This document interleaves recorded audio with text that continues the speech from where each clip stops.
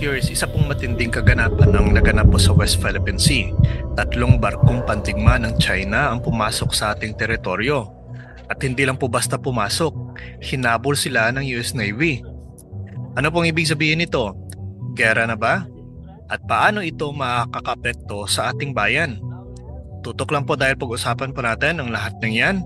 Pero bago pong lahat, huwag pong kalimutan na i-like ang video na ito at mag-subscribe para updated po kayo sa mga mainit na balita. Ka-curious, isa pong nakakagulat na insidente ang naitala po sa Sibuto Passage.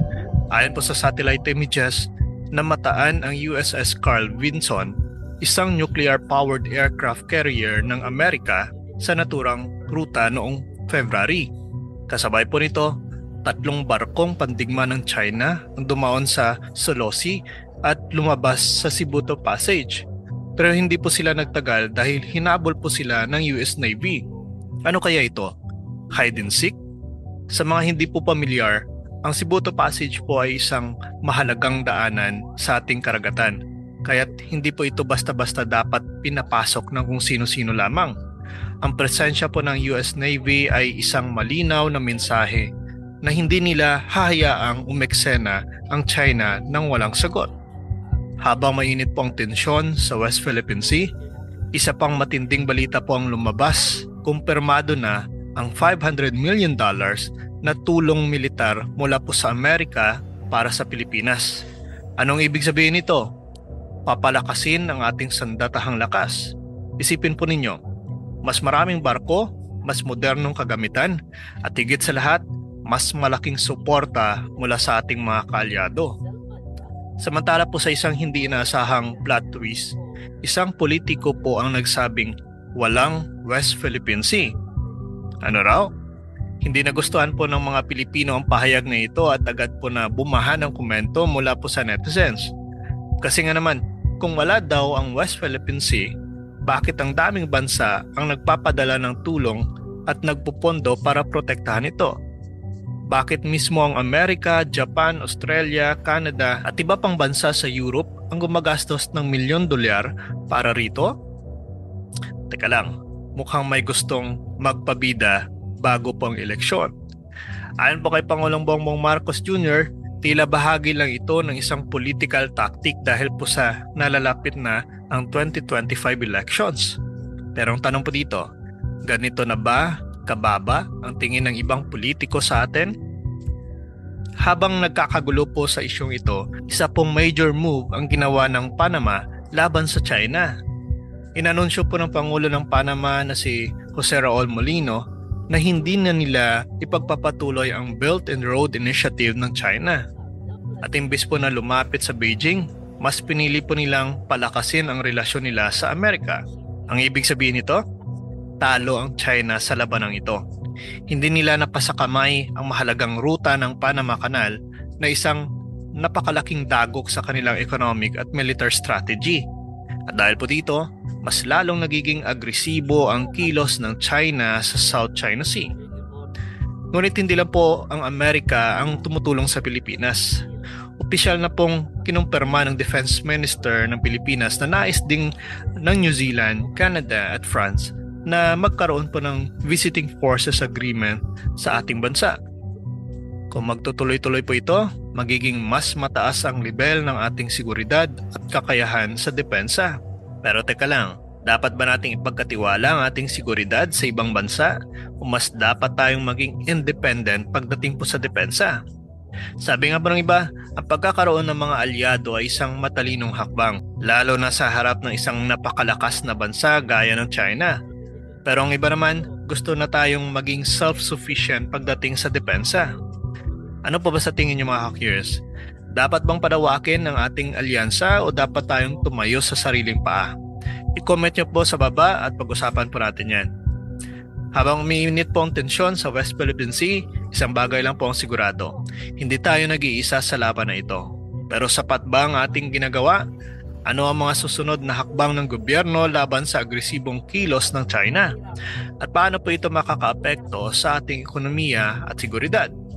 Sa pagpapatuloy po ng ating talakayan tungkol sa West Philippine Sea, hindi lang po ito isang usaping pang-militar o politikal. Ito rin po ay isang labanan ng prinsipyo, pananampalataya at katarungan. Ano po ang sinasabi ng Biblia tungkol sa mga ganitong sitwasyon? Paano ba natin ito maiugnay sa ating pananampalatayang Katoliko? At paano po ito nauugnay sa tinatawag nating spiritual warfare? Ihanda niyo po ang inyong isipan dahil po sa tatalakayin po natin ng mas malaliman ang aspeto ng labanang ito.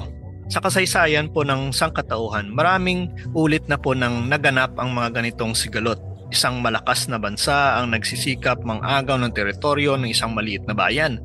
Ngunit ano po ang sinasabi ng Biblia tungkol po dito? Maliwanag po ng sinasabi in Psalms 82 verse 3 to 4, ipagtanggol ninyo ang mahihirap at ulila. Igawad ang katarungan sa kanilang mga nagdurusa at nangangailangan. Sagipin ninyo ang mahihirap at api, iligtas sila sa kamay ng masama. Hindi ba't ito mismo ang sitwasyon natin ngayon? Ang Pilipinas ay isang maliit na bansa ngunit tila biktima ng pang-aapi ng isang makapangyarihang bansa. Sa mata po ng Diyos, mahalaga ang katarungan.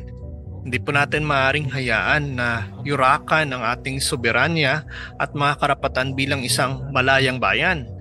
Bukod po dito may isang napakahalagang katotohanan na dapat po nating maunawaan. Ang tunay na labanan ay hindi lang pisikal kundi spiritual din. Kagaya nga po ng sinasabi ni San Pablo, Ephesians chapter 6 verse 12, sapagkat ang ating pakikibaka ay hindi laban sa laman at dugo, kundi laban sa mga pinuno, laban sa mga kapangyarihan, laban sa mga namamahala sa kadiliman ng sanlibutang ito, laban sa espiritual na hukbo ng kasamaan sa kalangitan. Sa madaling sabi po, ang nangyayari ngayon po sa West Philippine Sea ay maaaring isang manifestation lamang na mas malalim na digmaan, isang digmaang espiritual kung saan sinusubukan ng mga masasamang puwersa na pigilan ng ating pag-unlad bilang bansa at bilang mga taong may pananampalataya sa Diyos. Ang tinatawag po nating spiritual warfare ay hindi po nangangahulugan ng pisikal na pakikidigma, kundi ng paninindigan sa ating pananampalataya, pagdarasal at paggawa ng mabuti sa harap ng kasamaan. Ayon nga po sa ating simbahan, may 3 pangunahing paraan upang lumaban sa ganitong digmaan. Una po dito, panalangin at pananampalataya. Hindi po natin ito kayang labanan ng tayo lang. Kailangan po natin ng gabay ng Diyos. Gaya nga po ng sinasabi in 2 Chronica 20 verse 15, huwag kayong matakot ni masiraan ng loob dahil sa malaking hukbong ito, sapagkat ang laban ay hindi sa inyo kundi sa Diyos. Pangatlo po dito, ang pagsasagawa ng katarungan at kabutihan. Hindi po sapat ang magdasal lang. Dapat din tayong kumilos upang ipaglaban ang ating karapatan sa makatarungang paraan. Ayon nga po sa James chapter 2 verse 17, gayon din naman ang pananampalatayang walang gawa ay patay. Pangatlo po dito ang pagtitiwala sa plano ng Diyos. Na sa kabila po ng ating mga hamon, dapat po tayong manalig na ang Diyos ay may huling salita. Kagaya po sa Romans chapter 8 verse 28 sinasabi, alam natin na sa lahat ng bagay, ang Diyos ay gumagawa para sa ikabubuti ng mga nagmamahal sa Kanya. Kaya bilang mga Kristiyano, may pananagutan po tayo hindi lamang sa ating sarili kundi sa ating bayan. Ang ating pananampalataya ay hindi lamang para sa ating kaluluwa kundi para rin sa ikabubuti ng ating lipunan. Kaya naman, hinihikayat po tayo ng ating mga pinuno ng simbahan na maging mapanuri at aktibo po sa pagtatanggol sa ating bansa. Maliwanag din po yan sa CCC 2240, ang mga Kristiyano ay may tungkulin na maglingkod sa kanilang bansa at ipagtanggol ito kung kinakailangan. Nangangahulugan po ito na hindi po natin dapat baliwalain ang isyong ito. Dapat po tayong maging mulat at makikiisa sa panalangin, edukasyon at aksyon upang ipaglaban ang ating karapatan bilang isang malayang bansa. Habang patuloy po ang tensyon sa West Philippine Sea, isang bagay po ang sigurado, walang hindi kayang gawin ng Diyos. Kunit mahalaga rin po ang ating papel bilang mamamayan. Ang ating pananalangin, pagpapahayag po ng katotohanan at pagsuporta sa katarungan ay may malaking epekto sa ating hinaharap. Kagaya po ng sinasabi, Jeremiah 29:11, sapagkat alam ko ang mga plano ko para sa inyo, mga plano para sa inyong ikabubuti at hindi sa kasamaan, upang bigyan kayo ng pag-asa at magandang kinabukasan, sabi ng Diyos.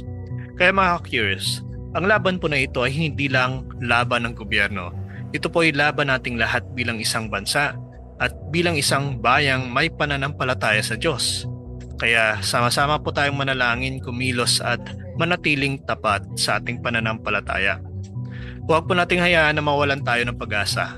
Ang Diyos po ang ating sandigan sa anumang laban. Kaya ano po ang tingin ninyo, mga ka-curious? Ano pa bang dapat nating gawin upang ipaglaban ang ating bayan para sa paraang maka-Diyos? I-comment nyo po sa baba at pag-usapan natin ito. Kaya huwag pong kalimutan na i-like ang video na ito at mag-subscribe para sa mas marami pang makabuluhang talakayan. Ito po ang inyong lingkod. Nagpapaalala, maging alerto, maging mapanuri at maging makabayan. God bless po sa ating lahat.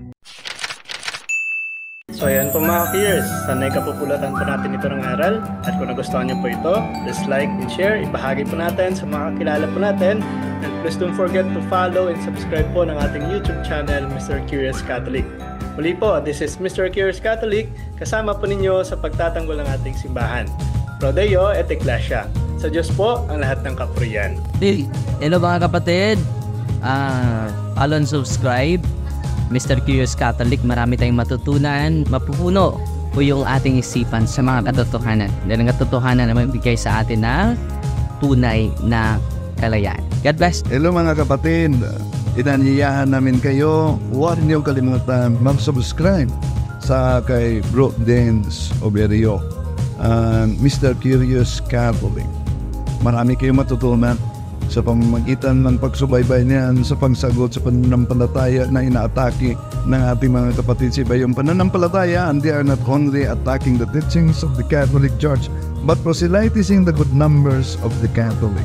At sa pamamagitan sa pagsunutin niyo nitong Mr. Curious Catholic, Facebook page and YouTube channel, dami ninyong matutunan. Isabuhay natin ang ating matutunan. Pro Deo et Ecclesia.